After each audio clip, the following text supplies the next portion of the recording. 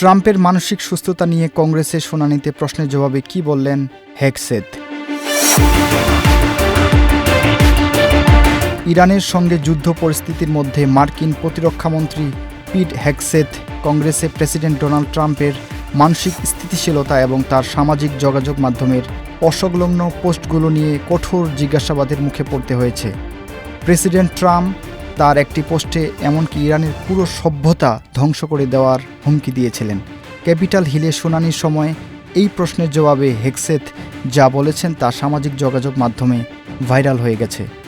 সেখানে তিনি সরাসরি হ্যাঁ বা না উত্তর না দিয়ে প্রেসিডেন্টকে রক্ষার চেষ্টা করেন।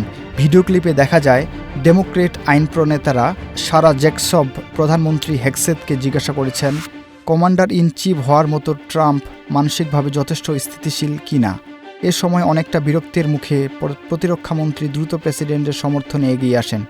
তিনি উল্টো প্রশ্ন করেন ট্রাম্পের পূর্বসূরি জো বাইডেনের ক্ষেত্রেও কি 4 বছর ধরে একই প্রশ্ন তোলা হয়েছিল। জ্যাকবস উত্তর দেন জো বাইডেন যখন প্রেসিডেন্ট নন, ট্রাম্প 1.5 বছর ধরে প্রেসিডেন্টের দায়িত্বে আছেন। রাগান্বিত হেগসেথ বলেন আপনি কমান্ডার ইন চিফকে যেভাবে তুচ্ছ-তাচ্ছিল্য করেছেন আমি এই পর্যায়ে তর্কে জড়াবো না। পরে তিনি আরও যোগ করেন ট্রাম্প একজন অসাধারণ কমান্ডার ইন চিফ যিনি আমাদের সৈন্যদের স্বার্থকে সবার আগে দেখেন।